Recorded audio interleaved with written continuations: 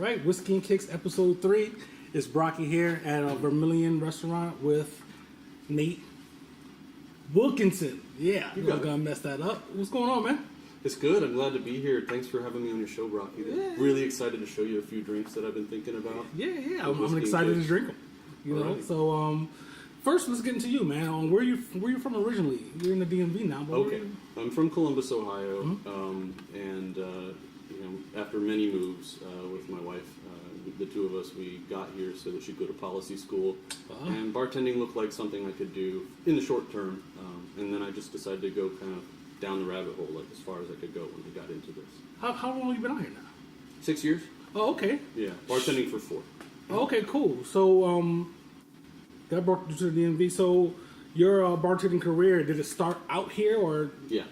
It started out here right at the time when the cocktail scene was really coming up. Yeah. And I was aware of it, and I was like, you know what? Somebody needs to keep track of it. You know, it's kind of its own creature, and it needs to be looked after a little bit. So, how long have you been here at Vermillion? 6 months, give or take. Okay. Weeks, yeah. Yeah, so, I came here a couple times before, and I've had a couple of good drinks. I'm about to try another one in a minute here, so, and you're doing pretty good, I can say that. Oh, thank you. So, we talked before a little bit about your blog. Let's talk about that, man. Okay. What do you have going on there? So, with the blog, the idea started when I was bartending, and I was thinking, like maybe a year in, a whole year went by, and I was like, I don't really have any record of what that was. And my wife really suggested that I start a blog. It was like a good idea. Just for something else, as a hobby or whatever. And I don't think she knew what she was getting into, because then I really went whole in once I got started. I put up a year worth of content, and the idea hit me that the days are going by, and I have nothing to show for it. I'm making new drinks. I'm going through the New York Bartender's Guide a lot of the time, making a drink I've never made before, and nothing to show for it. Right. At the end of the day, do I even remember that I made that drink? And some people might want to know. Right. And I would like to remember. I'd like to have a photo. I'd like to have some proof that it happened. So that's what the blog was all about, to kind of have a document. Have you done any kind of writing before? Yeah, I mean, I'm a trained writer, through college and so on. And I've written for media, from time to time. You did some stuff with DCS. Yes, and then DCS was an opportunity. They were looking for a writer, and I said, hey, I'll write for you guys for the food section, but the condition is it's going to be mostly just cocktails. Right. That's what I know. That's my kind of writing right there. Yeah. So yeah, it was a good chance to get out and meet more bartenders and learn their tricks and bring stuff to the place where I'm working and bring it to the blog and have reviews. And then this other thing occurred to me: bartending and bartenders, they're sort of transient, right? Just like the drinks, they're here 1 minute and they're gone the next. True. So the idea hit me that I can kind of keep track of where people are. I can give people credit, the kind of props they deserve for their ideas that they're never going to get. Not at their restaurant, because they don't have the capacity to do that as an employee. And they're never going to have this stuff copywritten. So, it's really just who was here in this flash that's happening, the cocktail scene. Who was here, who was contributing, even if it was a small way, what was the thing that person did? And that's what I was excited to show. That's dope. So, back to your blog, you were telling me before that you're covering drinks from, what is it, the New York, what is it? Oh, yeah, okay. So then, after about a year and a half, 2 years, the readership picked up a little bit. And I remember at one point I even was talking to my wife. I was like, I feel like I'm almost done. I've made all the drinks I like, right? And, she was like, okay. But then I did kind of go back to this old book that was my first cocktail book my parents got for me. Basically, a little bit before I turned 21. That did happen. They thought it would be a nice, birthday, Christmas gift or something like that. And so this 1997 edition never turned out wrong. Any drinks that I made, it had very minimal instructions. Right. And yet its insistence on fresh juices and the things that, fresh ingredients and very specific spirits. And then it was just kind of lets you go, lets you figure it out. But if you do it like the book says, it's probably going to be okay most of the time. Right. And so I thought, it's a great book. It had some oldies in there. It also has some really awful 70s, 80s, 90s dinosaur drinks. Sex on the Beach and stuff like that. These grasshoppers. And there's drinks in there that I don't really like, but I make them and then I drink them anyways. Right. So it's still fun. Well, we're not going to waste booze, so you make the drink, you have to drink it. So Yeah, I was going to ask you something about your blog. So, so you started covering these drinks though. Yeah. And how many have you done so far? Over 1,600 now. It's really getting up there. That when the book says over 1,500 drinks, they mean it. It's like more like 1,700. And the name of your blog? Oh, the Jolly Bartender. The Jolly Bartender. I checked it out, man. There's a lot of quality stuff in there. Thank you. And I like to experiment a little bit at home. So I'm no bartender. I'm a fake bartender. But yeah, so You're a Jolly Bartender. I'm That's a Jolly point. Bartender. Yeah. That's what I'm talking about. The point yeah. is, a Jolly Bartender is a guy who bartends for himself. Okay, that's Right? what I do. That's what you do. Then know, then look up some stuff you're a like that. follower. Then you believe in this. I do. So I have a question though that I just thought about. Like when I'm at home and I cook, I follow a recipe, but I might try different things, adding different things. So do you ever do that with drinks that have like traditional drinks that have a really specific recipe? Do you All the time. kind of experiment with All it? the time. But here's the thing: I don't want to do it if I didn't have experience with it already. Mm-hmm. Like I have to already know what all the ingredients taste like, and I kind of have an idea of what they're going to taste like together before I start doing that. Mm-hmm. Just like with your recipe at home, you don't go all of a sudden and throw cinnamon in something that's savory and think it's going to be because it can and it can't be, but you have to know. You have to Right. know what it's going to do. So with me at home, sometimes I'll wait. Weeks on I'm planning to do a drink, but I want to talk to a few people with more experience. How do you mix cream with lime juice and not have it curdle, right? And not put it in a blender. So things like that, I want to take my time with. I want to play with a little bit, and then when I'm here at the restaurant and I know what works, then I can recommend something that no one's ever going to have had before, and do it. And it looks like I just pulled it off flawlessly, but the thing is, I've really worked at it for a little Right, for a long time. That's what I like about you, man. You've come on some original stuff.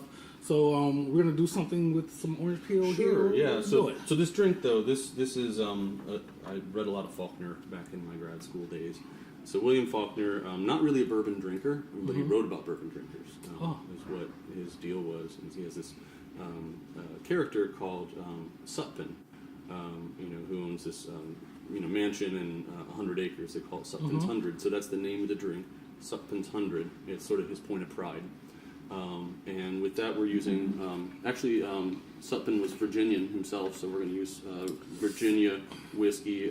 This is filibuster bourbon, Yeah, it's dual good cask. stuff, man. I've had it. So we're starting with that, and it's going to be 1.5 ounces to 2 ounces if you're that kind of drinker. Add more. Then you want to use really like a quarter proportion, or a half ounce of Benedictine, a half ounce of an Italian Amaro, and Zucca really fits the bill. It's on the sweeter side. And several dashes of orange bitters. And I like Riggins because they don't taste like Christmas. They taste like orange. They do. I have them at home. The overall experience you're going to have with this drink is kind of like a burned orange flavor with your bourbon. I'm excited. And I'm going to flame the orange peel for both of our drinks right now. That's kind of easy to do. You just kind of put your fingers around the edge, you get a little flame going, and then you push in all at once. Oh, there we Nice go. boom. I've been wanting to try this at home. I'm too scared to do You want to do it? You wanna No, I don't want to do it right now. Try it at home. You can do it on camera. I don't want to fail on camera right now on my own podcast. I failed on camera the first time I did it. It was kind of annoying. Especially because when I was on Tumblr only for a little while, they had a limit to the number of videos you could put up at once. Oh, really? So you had to wait like a day. Oh, wow. Yeah. Back in the All right, so let's check this thing out. Cheers. Something's 100.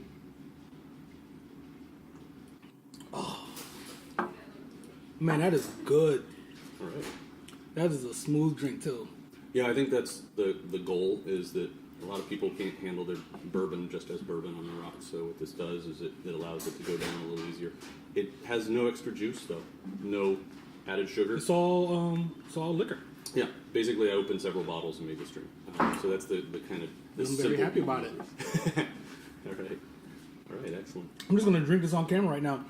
So, okay, so yeah, it's doing it's almost doing like an old fashioned kind of thing. I feel something there, but without the aromatic bitters, the orange bitters really stand out. This is really good, man. And you made this up. Yeah, it was a couple of things that I saw done in one way or another. I learned that Benedictine just loves bourbon.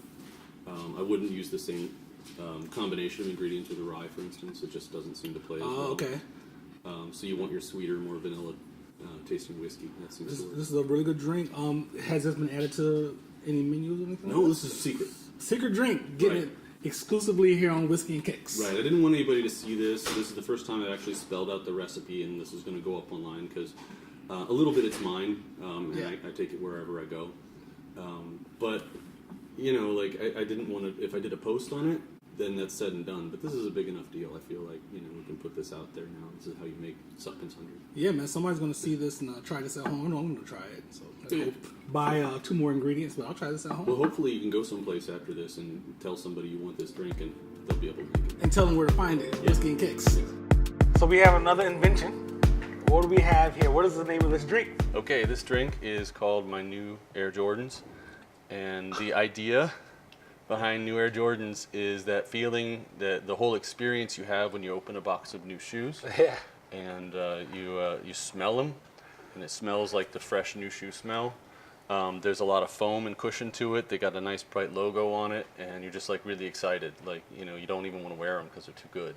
Right now. So, and it's like the drink, you don't really want to drink it. You don't. If you guys can see this, you might not be able to see it, but it has this foam on the top, and there's it's a lemon peel in the form of a Nike swoosh sitting on top of this foam. The foam is there because of... Oh, I'm thinking like the cushion on the shoe, Right. This kind of soft, like it hasn't been pressed down foam, and you got to drink through that before you get to the hard stuff underneath. Can I drink it? Yeah, go ahead, yeah. All right, let's try this out here. So I have to smell this first because it's supposed to smell Yes. like a brand new pair of sneakers. And I'm a big sneakerhead, so whenever I buy a pair of sneakers, first thing I do is take them out the box, get a good whiff. So let's see Yeah. what's going on here. That's crazy, man. This is crazy. Like, look, I'm not faking it right now. I've had this drink before. And my reaction the second time is exactly, I told you it was going to be the same. It's the same. This is incredible. It smells like a new pair of sneakers. I can't. You guys got to come to Vermillion, ask for Nate, and maybe he'll do this for me. I can do it, yeah. Let's I got a see. bottle of this stuff. We can do this. It's such a contrast from the drink we had earlier. Because I don't know how to explain it. It doesn't just punch you, Mm-hmm. It's not overpowering at all. It's very light, and it's a very delicious drink. It's low ABV compared to pretty much all liquor cocktail like that. Now this has 1/4 ounce of Campari in it, and then like nearly 3 ounces of sherry and 1 egg white. And the sherry has to be Manzanilla sherry, because as I was going around talking to bartenders, and I was talking about Manzanilla, and especially this particular brand, they were saying, you know what, it smells like new sneakers. And I was like, really? And that was where it got started. It wasn't because of whiskey okay. and kicks. I had already been tumbling this around for a while, going like, if I was going to make a new Nikes drink, I would start with this, and then I would see what else it needs. Mm-hmm. But it didn't need much. I'm gonna make a note that it smells like a brand new pair of sneakers, but it does not taste like sneakers. Thank you, because it doesn't Not taste that I've bad. ever tasted sneakers. I'm just saying. All right. I know Whiskey and Kicks, this is what we do. We drink drinks, so Yeah. you'll pardon me while I'm drinking my drink. Okay, so let's talk about Vermillion. Sure. We're in Vermillion in Old Town Alexandria, Virginia. So what can you tell me about the establishment? Well, it's been here as a restaurant under the name Vermillion for a long time, 15 years or so. Oh, wow. So it's kind of an established location, and it's had its ups and downs throughout the years. But one of the things that we're doing now, under our new chef Tom Cardarelli, is an entire farm-to-table menu. And the menu here really has to be seasonal because everything comes from the local farmers. We have people come in,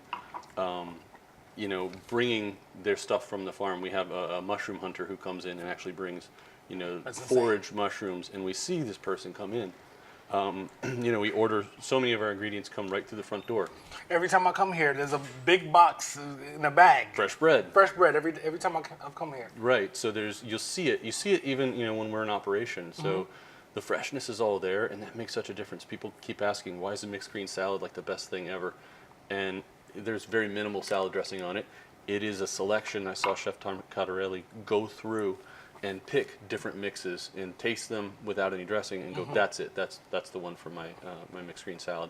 And that's the thing that they put on the side of the hanger steak or the a strip steak when they serve it. So it's that attention to detail, I think, that drew me to this restaurant. I was excited to be part of this bar program because it also follows farm to table to a large extent. You know, we don't always have everything seasonal, but we're not using asparagus right now. It's winter. Yeah. So we're going to go to different kinds of syrups and jellies and things like that that go with the season. Not because it tastes good, but, you know, because that's always what you want to think. Because that's what you can get. And so on top of that, we have local vodka, local gin and bourbon. You guys go local. You're trying to go local with a lot of your spirits. Almost entirely. You're going to have a hard time convincing some people who only drink Kettle One or Grey Goose that they have to get off that when they come here. So we keep some of that around. But we will try to encourage you to be adventurous drinkers. That's why I don't own a restaurant, because I want people to do something different. You know, don't do the same stuff. Nothing against Kettle One or these guys, but Grey Goose, but try something different. Yeah. You know, so if you don't have your selection here, try something. I was really glad you were up for that too when you came the first time I served you, because I was thinking, you know, everybody is kind of stuck on their thing. It's tough with bourbon though, because Kentucky is the place, and that's not especially local. But but we're filling out. You know, now we have Joseph Magnus, we have Filibuster, we have the Malarkey distillery. There's Vitae rums. We're really using one major local ingredient, sometimes as many as 3 local ingredients, including like hardy oranges or pawpaw vinegar in the cocktails, just to prove a point that you can do it if you put your mind to it. So I'm not sure if you have the answer to this, but this place, it seems like at certain sections, like the back section, we'll show you guys. I'll take some pictures and put it into the podcast. But it feels like almost like a Moroccan feel, or is it like a Spanish type of thing? Like the seating and the low tables, and it's almost like, you know, some of those places where you sit on the floor, but it's not quite that. It's like places where they don't use chairs. Yeah, it's almost in the back, and they have the bench seating is really nice. But I'm not sure what exactly. Do you know exactly what they went for as far as the look in this place? I got to overhear, because we're talking about doing some, you know, minor renovations, just some changes of the color palette possibly. There's some things coming down the road, and I can't speak to what they're going to do, but I did overhear a little bit of their conversations. And, you know, Brocky, what you're noticing is that, like, the other places where they don't have chairs is lounges. You know, like, right. So what they're going for is a dark place where you can kind of sit back with your drink and not be too serious. You know, you don't Kind have of to be public, but still private at the same time. Totally kind of a hidden private experience. And what we're trying to get people here, especially with our cocktails at the bar, is that speakeasy feel, where you had to kind of wait in line or sit in a room somewhere and they kind of vet you whether or not you're cool enough to be in there, but it's open to the public. And I want to say for the restaurant too, this is a way to get really fresh, you know, farm fresh food with, you know, that kind of exclusive level of taste, I guess, you know, that kind of the meal put together in such a way that it's just a work of art. It's a beautiful thing, you know, a drink like this. Absolutely. It's the kind of place where you can get that, all of that, but it's for every person, right? We're not exclusive to that way. So this is an establishment. It's been here. We're doing what we can to kind of promote our new take on things as a restaurant, and it starts at the bar. It starts with the chef. Yeah, I complimented the chef. I just met him a little while ago for the first time. Those duck wings I had the first night that we met were incredible. So I suggest people come to this place, man. Check it out. I mean, the exposed brick and everything. The feel is really, you know, it's a great feeling in here. I love it. Yeah. So back to the bartending. I have a few random questions I want to ask you and see how you feel about it. Sure. So, what do you think the important qualities of a bartender? You know, it's when you say bartender, that really is a service industry position, and so you have to be service-minded, like at all times, right? And you have to be kind of business sly to a certain extent. You're advocating for the customer all the time. You're trying to give them the best experience you can, and that means not screwing up, you know, or not ignoring people. And so that's one thing. And then there's a sort of mixology. Are you a chef? Are you do you you know, bartend at home, but you're really just making drinks for friends and you're showing off? And that's a whole nother thing. That's kind of like food science, right? And the two come together in a good bartender, but you always have to start with that service-minded mentality, or else it doesn't matter how good you are. You know, if you're not getting to the people and you're not basically, you know, kind of bringing the party, then, you know, you're not doing your job. Yeah, and I've noticed in some places you go to, I like to go to a place, and if they have something on the menu that I really like, I'll order it. But if not, I want to be able to say, hey man, I know it gets busy sometimes, but can you make I want something that's A, B, and C. Can you make something for me? And I'd like to see the creativity of the bartender. Okay. Yeah, well, I try to do that, and I think everybody who works here is able to do that. Is that something that annoys bartenders? No. Yes, at certain times, at certain places. And I've been to places where it's wall-to-wall people, and you come in and start naming and drinking, especially if you don't like it after they make it. Right. It's kind of your fault. Right. I agree. If it doesn't come out very well, that's on you. But and I'm guilty of being the jerk at the bar who's done that before. I really, since I've been a bartender, I don't do that. I just kind of go. I'm really very interested in you like this enough. You think it's good enough. You put it on the menu and you describe it. That means you have a system for it that's going to come out a little easier, and you have confidence that it's going to please most of the people. Now, when you design a menu, you go like the top things are going to please like the top 80% people, and the stuff down at the bottom is going to get those few that kind of are a little cagey with their orders, but they might go for those. You get what I'm saying though. So yeah, each individual bartender may have something that they bring, but as a restaurant, it's a team. And you want to go with what they can do. So, do you think is there a difference between? I'm asking for my purposes because I don't know. Between the term bartender and the term mixologist. Oh yeah. You hear both of them going around. So it's a little bit derisive, even like to say somebody's a mixologist in the bartending community, because that's somebody who's really great on paper. Maybe you have a good resume, or you're good on camera, or you can do these things that are kind of flashy. But when it comes down to handling a crowd, and do you really make a lot of money? And I've had managers in the past go like, all these things that you're doing, that's great and stuff, but like, how many people are you helping when you do that? Did you have to drop all this to help one person with this one special thing? Okay, yeah, I understand that. Great if you did. And you know what? I've always argued that when I did that, I got like, a guest who's going to be return guest for life. Right. So long as I'm here at least, or they're going to follow me wherever I go. That's a dope approach. I like that. He's a little, and managers in the past, and I'm not talking about here, I'm just saying like in the past when I first started, and I started being flashy like this, they had a good point. It's more about me than it was about the restaurant. Right. And that's not always what you want it to be. It shouldn't be the Nate Wilkinson show. I understand that. That makes sense. So let me see. What do you think about the? I know you kind of came on during the boom, but the bartender boom, like there's a big boom with speakeasies and these type of places or whatever. So how do you have any feelings about this whole bourbon whiskey boom and prohibition time type of? I'm going to cite some figures. This is interesting. Yeah. So a couple of things I've thought about that kind of put this on the map. Number one, bourbon got big roundabouts 2008. Okay. You could say before that, and it's probably a bunch of millennials getting used to what their grandfather used to drink. Right. You can kind of see that.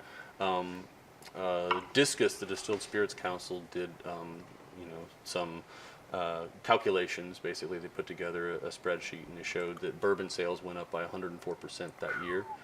So you're pretty much doubling their sales at the expense of a lot of other spirits that had been king for a long time, like vodka since the mid-90s, right? So this is me looking at it. Women are coming in and asking for old fashions and Manhattans. So I'm thinking that, doubling of their growth really comes from women drinking and appreciating spirits that they weren't before.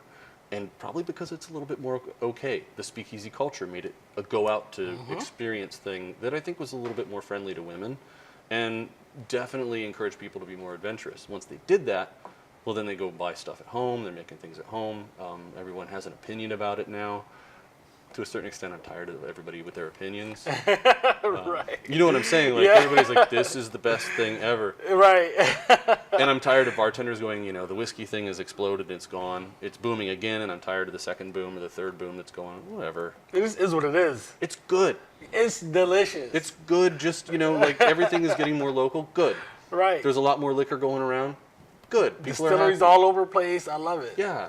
We're just enjoying life more. And, maybe we've prioritized things differently. Right.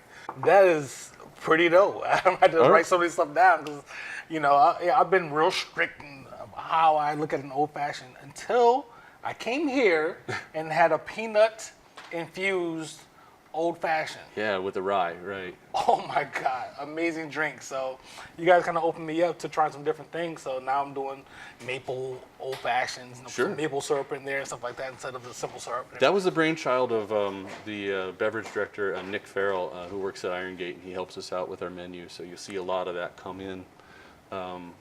Oftentimes it's his ideas that start things off, and we have crazy thoughts, and it all kind of comes together. And that's one where he came in and was fully formed. He'd already tried this and it worked out good. All right, so let's get to the kicks. Yes. Let's get kicks. We like to talk about shoes, booze, and shoes. Sure. So tell us about your shoe experience, man. You got a Okay. story for me, and I want to hear it. So it's funny because I used to teach middle school, and middle school kids are such sneakerheads. And also there was the case when I was a student. The school I was at, like shoes were everything. Now this is the mid '90s. Actually I want to go back because when this really was getting going for me was middle school. That would be 90, 91.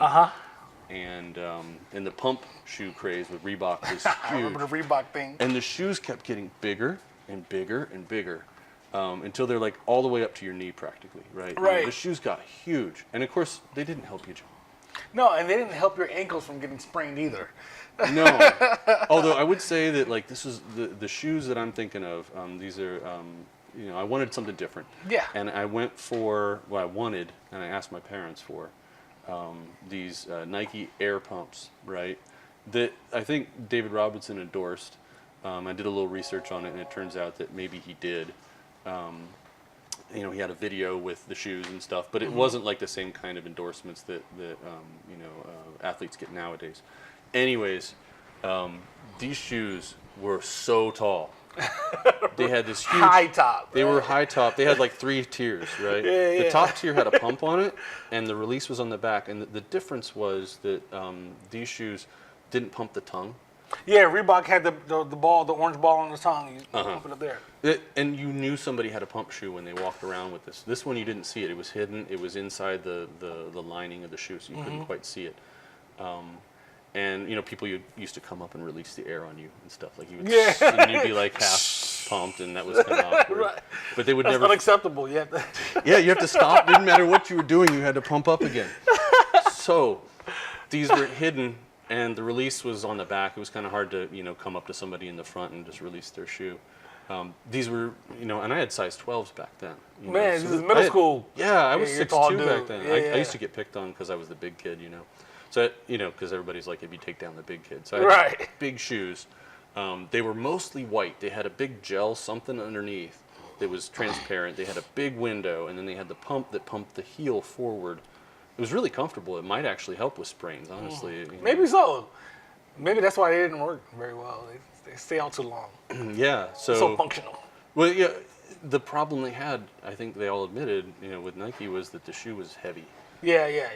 And I used to get, does it make you a good basketball player? Well, Yeah. You told me people thought you could jump higher just because But you had these pumps. I can't tell you. So I asked for the shoes. My parents are a little bit burned because they're like $135, $145 back then was a lot of money. Yeah, buddy. But I really wanted the shoes. It was like more than anything else, I wanted the shoes. So I got the shoes, and oh my God, it was amazing. So that experience captured with the drink was that, oh my God, they smell dope, amazing. man. I can't stop looking at them. I don't even want to wear them. I did wear them like every so often at school, and the prestige that confers is amazing. Because now I didn't have to be like, I'm tall, but I don't really play basketball. I just wear the shoes, and people assume. Right, yeah. You see me walking around with these pumps on, so you know what I'm capable of. It I'll never says- show you, but you know what I'm capable of. So much about you, but really it just says I appreciate a cool shoe. Absolutely. And of course this upset some kids too. Right. So I had some jealous types, and they had their shoes too, and I get it. And it was a big competition. I wasn't in it for the competition. I just went, these are cool shoes. I just wanted these shoes. Right. And I remember this guy Tony, and I still love him. And it's really funny because he was burned about this so bad that I could just tell he was skulking about it. Just like, Tony, if you're watching this. yeah, I know it. And if he sees this, great, because I have no hard feelings toward him. But this is what he did, and I have to think it was a good prank. It was a good practical joke because with these shoes, any little scuff you get. Yeah, buddy. Yeah. You gotta Oh get my that out, God, yeah. you're afraid of everything, right? I was Devastated. afraid when I first walked in them outside. I came in, I was like, "There's dirt on the bottom of the shoe. I can't wear these outside. This is no Right. good." So, but I'm wearing them. I'm on the playground, And Tony comes up, and if I was watching, you know, I was looking at his face, but if I was watching, I'd notice his shoes were covered in mud. Like he must have brought in like his dirtiest sneaks that day just to like run out in the field and get dirt all over him. So he's like, "Are those the new David Robinson pumps?" And I'm like, "Yeah." And I show him, and he stomps on that shoe. Oh, it just puts mud all over that shoe. Oh my god! Oh my god! And I'm like, Oh shit! I was like, not gonna like attack him or like Yeah. fight him. I'm like, my shoes! Oh my No!" god! Oh, And so I'm so worried, and I run off, and I'm cleaning the shoes. Like this is like licking an injury. This is like a wound here, you know. So that's how important these shoes were yeah, that's crazy, man. to your standing in the school. Yeah, And of yeah. course, like Tony, he gets his props for doing a move like All that. right, Tony, I see you, man. I see what you're doing out here. He was a way better basketball player. I bet he was. So look, man, that's crazy. That's a great story. Man, you left out some of that time, that story last time we talked, but it's good. I'm glad you shared that with everybody. Whiskey and Kicks, man. We're here at Vermillion.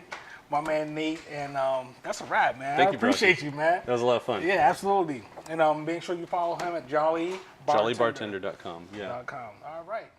There we go.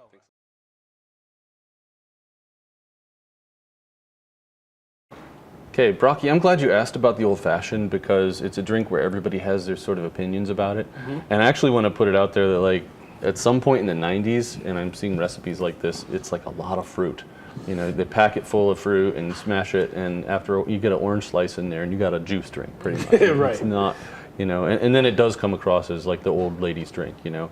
And it's not supposed to be that way. It's a very, you know, stiff cocktail. So my opinion though is, and I go way back, I go like pre-1900, right? I like a rye old fashioned, where you don't make it in the glass. You coat the glass with absinthe or anisette, or and don't use like Pernod. That stuff's too sweet. You want to use like a Herb Saint if you're going for real New Orleans, right? So use rye.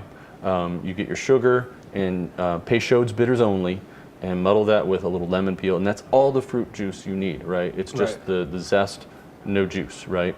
Then you build the drink in the mixer, stir it, strain it into the glass that's coated with the absinthe, right? Right. Use a big rock, Ice. Yeah. or even none at all, right? You're going to drink it kind of fast, I think. So block ice or none. And then you have this experience of the glass being like a room, right? Where you have the lemon peel on top and you get the smell. And then you're drinking through the walls of the bitter absinthe and herbal flavors, right? And the anise. And then you get down to the sweetened whiskey, right? With the bitters in it. And all that kind of comes together really nice.